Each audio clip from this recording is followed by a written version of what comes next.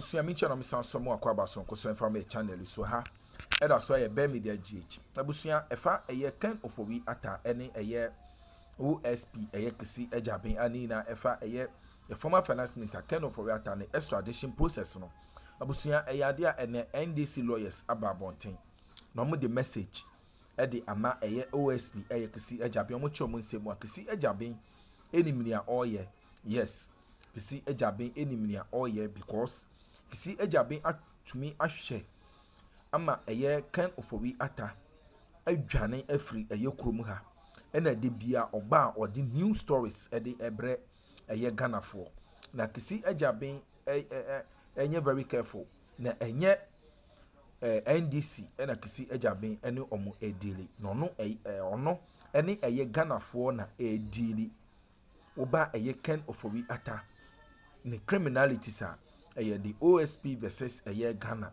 nemum enye OSP versus the NDC na busuya omo kire omo nsemu a se Ken Ofori Atta ebeye aswoden na se omma eye omamu ha anase so OSP so aye na adwen se enya de a obema eye Ken Ofori Atta ne extradition process no akotru a the best thing is say Ken Ofori Atta ne properties a ewo Ghana no aban ede ne nsa etoso yes the properties ni na aban emfa ne nsa entoso no make sure say or the nsa etoso make sure say Ken Ofori Atta ebe piem ewo eye oman Ghana na emom say or the nsa etoso na say Ken Ofori Atta eguso eye asodin a the best thing is say Ghana ebe ton eye Ken Ofori Atta ne properties no na eye di ate eye eka chese ye former finance minister wa bo eye oman no and say sika wawia edi afri eyo oman Ghana no abusuya omo de sa enioma na omo aton no ate eye eka no so bi abusuya we de ma meka so apese ye kone kote nsemo a eye lawyer Martin Kpebu yes a legal private legal practitioner and also a member of the oral team or the ababetu had so ebe media GH modi so be subscribe be like na wa bo aso ahema for president bi ete no anya bi ete yenkon kote nsemo abusuya ababetu efa eye Ken Ofori Atta ho emra sesia yedas an accused person or a suspect. Now, on the trial, once they are served properly, formally, and I have also discussed a service by substitution. So if for anything at all we can't find a person, please go for substitution and serve him. Once he is served formally, then the trial can commence in absentia.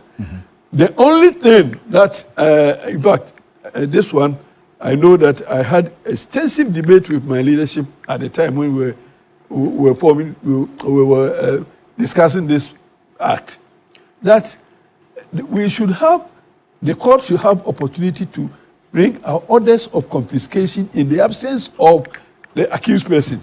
And my leadership at the time, they debated me thoroughly. I said, no, he shall be, he must be in the court. I said, look, if he steps out, and for any reason steps out, then you undermine the power of the court to confiscate. Somebody said, go and sit down. How long have you been here?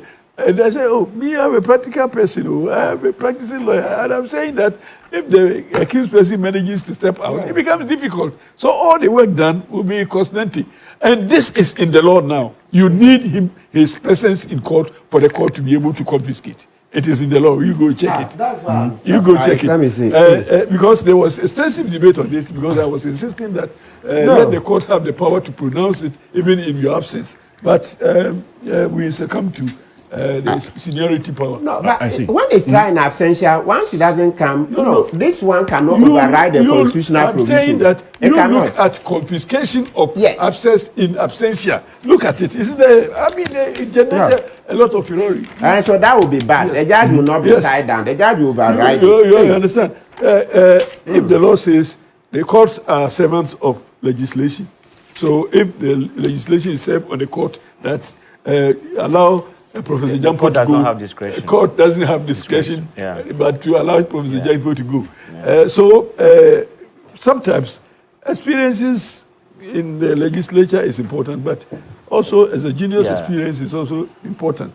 So this is where we are. We come to a crossroad where the court probably after the trial may pronounce guilt or anything. I'm not suggesting that. That when it is so pronounced, then we go into how do we go for remedies as a state. And that is where we are going to probably encounter some difficulties. I see loopholes. I was telling you, I to be outstanding. No, section 50. Your attack should not go to the man OSP. It must go to the law as means that could be recommended. But I am telling you from a practical, personal experience that it got me into. I will mention the name too. Let's look at the section. Otherwise, it will create problem. Let me look at section 50. I need to move on. The conditions for the confiscation. And please, let's just make this small distinction. While the trial is going on, what we do is called freezing. So for the freezing, once they file the charges, OSP itself can freeze for 14 days. But at the end of 14 days, the power is elapsed. So it goes to court to get a court order to continue confirmation. So that's freezing. Is different. Yes, that's what I say. So now confiscation is when the person has lost, that the accused has been convicted. They want to. So the difference is that confiscation, we take it permanently. And even with freezing, upon time, a year or thereafter, it lapses. Yeah, so freezing is different from confiscation. The Anti-Money Laundering Act we've amended, and the OSP one too is not tied down like that. So I am saying that when it comes to confiscation, that's where we are going to. So can we look at this? We says that. But Martin, if you allow me to finish, I think you take your time to read.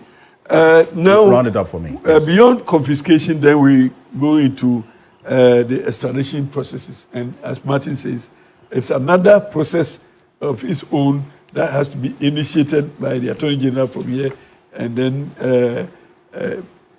applications filed in the US. And the process will go to the very end upon determination. If the answer is extradite him, then the US government will send him. Martin said it's a political decision. It's not only political, it's political and legal. So the legal process will generate a decision, and it will be left with the political establishment to implement. So when we are able to secure the determination in the courts, then you are confronted with an implementation system which is also political. Let's correct some that before even they decide to go, it's like prosecution. They can say they won't even go. That's where the political element is huge. It's not after if the judge determines and they refuse, they will get trouble. So they may well decide not to go. They will assess the whole file and say they won't go to court at all. You see, the whole process will start from the government prosecutor in the US. Exactly. So you say I won't go. This same concept of nolli prosequa is also applicable to them. They formulated it. So if the state of the United States says that, well, this case is not prosecutable, and therefore I won't prosecute, that's another challenge we will face. But if the Attorney General in the United States agrees that we must commence an action, it's an action by the state. And therefore, we go through the whole process. And when you finish, the implementation also goes back to politics. So it is not an easy, direction to take. But it is also worth taking. For nothing at all, it provides avenue for learning.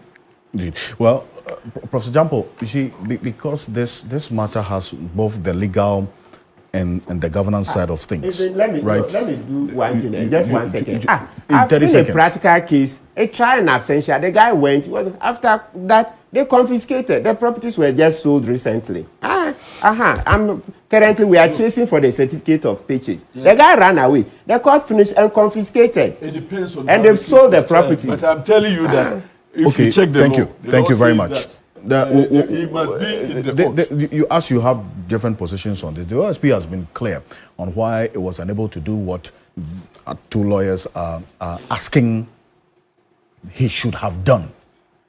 And to the effect, 78 charges of corruption and corruption-related offenses have been slapped on Ofori Atta, and then also some 6 other persons, all in this matter that the OSP is investigating. He is still out of the country, by the way. His lawyers state he has not been formally served. Could anything have been done differently? You see, Alfred, I am a bit worried listening to Martin and some other lawyers. it appears it's going to be a very Herculean task to bring Mr. Ofori Atta to Ghana to stand trial in person. Looking at the processes that would have to be resorted to. Yes. It's going to be very laborious. It's going to be very difficult because don't forget, he also has lawyers. And so they'll be fighting what the state would, the measures and the efforts that the state will be putting in place. And that is why I believe, Martin, you've done well. When we started doing public discourse in media, you were not part, but you've come, I think you've carved a niche for yourself. I think I like the argument, the bits that you brought in, that then the OSP should have, at a point in time when he realized that he was helpless. I mean, he himself said he was helpless. I called NIB, they were not minding me. I called this one, they wouldn't pick my calls and all that. So I'm saying, maybe, you see, he should have prevented, first of all, he should have prevented the flight or exit of Ofori Atta.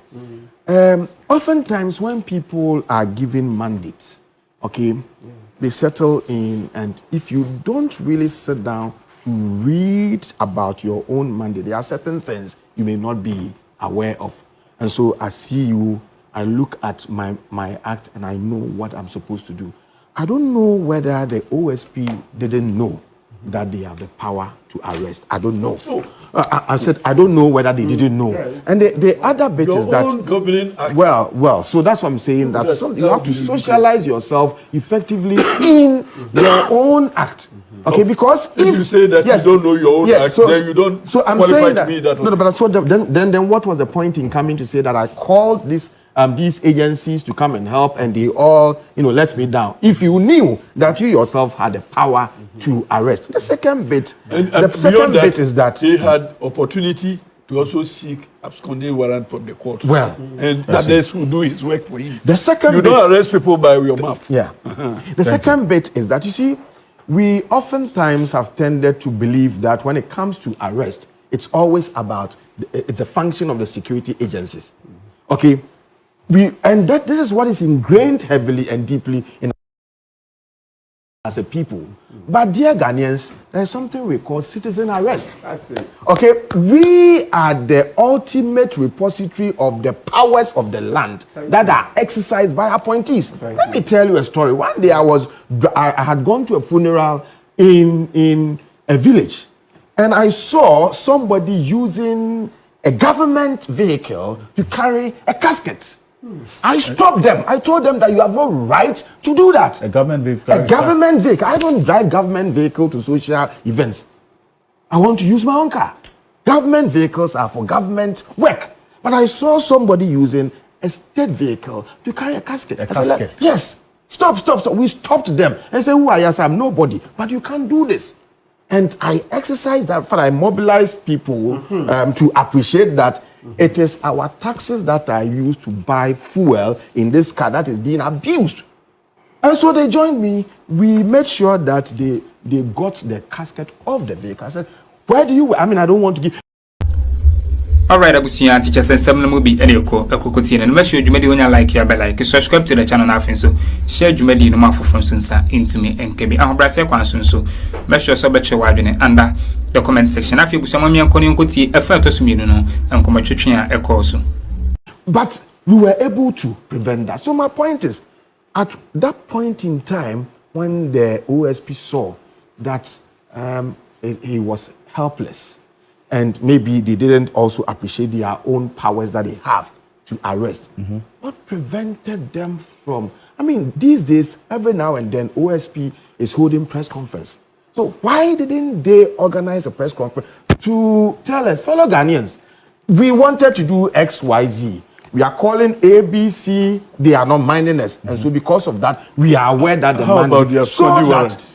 Well, from the court. So that the good people of Ghana would have appreciated what you were going through. In that case, the OSP would have escaped the current Martin Kpebu blame on him, that you knew and you were sanctioned, you looked on and then you sanctioned the exit of the man. And so I think that it's a difficult situation.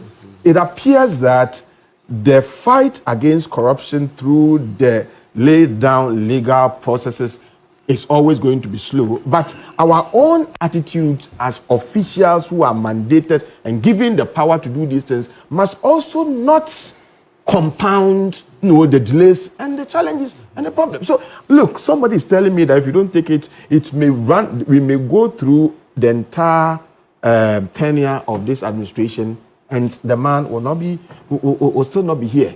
Because don't forget that he's also smart and resorting to all manner of legal gymnastics just to be sure. Well, it may not be time bound, but the point is you strike when the iron is hot. And every Ghanaian, you see, I'm telling you, the survival and stability of our fourth Republican democratic practice is to a large extent also contingent on the kinds of things that are done by this administration in fighting and in addressing corruption. Absolutely. If it becomes business as usual and we perpetuate the cliche that Ubiabasa, it will be difficult because then people would want to take things into their own hands. And so it is important that examples are set. It is important that the right things are done. And like I said, agencies of state that are given the task and mandate to handle some of these things must also set up, and they must be up and doing. It appears that in our part of the world, anytime people are given appointment, they go to perpetuate or do the status quo. Nobody goes in there with a psyche of, okay, what can I do to challenge and to question? So look at what happened. You are going to recruit soldiers, and the status quo has been that everybody should be crowded and we should all go in. I mean, when you know that best practices elsewhere, people are able to even apply online and they do things to decongest. You know that unemployment is a serious issue in our part of the world. Mm-hmm. And so if you say that there is an avenue for employment and people must go, there will be stampede. And so what happened to those who were in charge? Why didn't they say, well, this is how we've done it, but today or in our time, we want to challenge the status quo and do something different? And so I'm saying that as we all get the opportunity to serve, the idea of how was it done yesterday must be challenged. Yeah. We should also have innovative a justification for the change. For the change, we should also have an innovative ways of working within the confines of the law, but in a manner that challenges the status quo. Yeah. Let us begin to let citizens know that we are appointees and duty bearers. Even though you may be answerable to your appointing authority, you are ultimately also answerable to the ordinary citizenry whose powers are being exercised by you. Mm-hmm. And so the citizens have got a right to ask questions. Mm-hmm. They've got the right to demand accountability. Mm-hmm. And when we think that we are at our wits' end, when we think that we are facing a lot of frustration, I'm telling you, the most powerful force within the body politic is a citizenry. And so I was thinking that it would have been better, OSP would have escaped some of these blames or accusations. I think Article 1, Article 35. That's the difference between a lawyer and a non-lawyer. Oh no, let Rob do that. Sovereignty resides with the people. Yeah, it's also political yes. Sovereignty resides with the people, and so I think that some way, somehow, in the course of time, the OSP must come apologize to the people. Apologize, he should leave. So let me bring in. Thank you. There are currently 15 petitions for his removal. Okay, that's why let me bring online. Okay, 15 petitions. But I want. 1 minute. I'll come to you. And the basis for my calling to make the point, and then so that I'm just explaining the basis for my call. Process. The basis for my call is the fact that his explanation that he called some security agencies and they let him down, for me, is only an excuse. He could have informed the good people of Ghana and would have known what to do. Okay, Dr. Zato, just on this, especially because of what's going to be happening on Monday, that yes, the OSP is going to court, but then Ofori Atta and one other are still out of the jurisdiction. His lawyers say that he has not been formally served. And this is coming at a time when the OSP itself is also facing the criticism of what he could or the office could have done to prevent Ofori Atta from leaving office. I mean, the coming days pregnant or leaving the country, I beg your pardon, the coming days pregnant with what to expect. But could anything have been done differently? Thank you very much for this opportunity. I want to start by stating clearly that I believe that the OSP has become, that office, that whole institution has become a relic, and that it has outlived its usefulness. It is now a big drain on the finances of this country, and I believe that if I had the power, that whole office should be shut down to close and then close. It's no more fit for purpose. How do you mean? I want to state that because if you look at, just do a very simple value for money analysis, that if you look at the amount of money this country has spent on the OSP and the expected return on investment, I don't think we've gotten it. If you look at the amount of money retrieved, the amount of people prosecuted, the amount of people jailed, it is not a good investment for this country. That money could have been used to improve the Tumu town roads. That money could have been used to improve the Wahe Big Push Tumu Chuchulega road. That money could have been used to do other better things. So that's my number one thing. Two, the charges that the OSP has filed is a Hail Mary throw. What do you mean? The overall objective of those charges is to get some powerful voices calling for his removal off his back. Yeah. There are whose voices are heard on the corridors of power in the Jubilee House. There are powerful voices who, when they speak, people in authority listen. This charge sheet is just an attempt to throw something at the wolves, to throw something at the hawks, so that they will appease themselves and then they will let you go. And that's why I personally think that no, that is not the way to go. It's a Hail Mary through the objective to save his ass. And I don't think it shouldn't work. Sorry, I would draw it. Not his job. That is what I believe. Thirdly, you see, there was a plan, if you ask me. I think that there was a plan, there was a theory out there. The ultimate objective was bring Ofori Atta down, dehumanize him, disgrace him, put him in jail, and reduce him to a non-entity. I think that was the original plan. That was the objective. Show him where power lies, dehumanize him, bring him down, put him in jail, and drag him down there to tell people that I've brought this mighty, I've brought the whole mighty Ofori Atta down. But once that wasn't happening, I believe that the office went into a kind of panic mode. Once that happening, it ceased to be a legal problem now. It became a political process.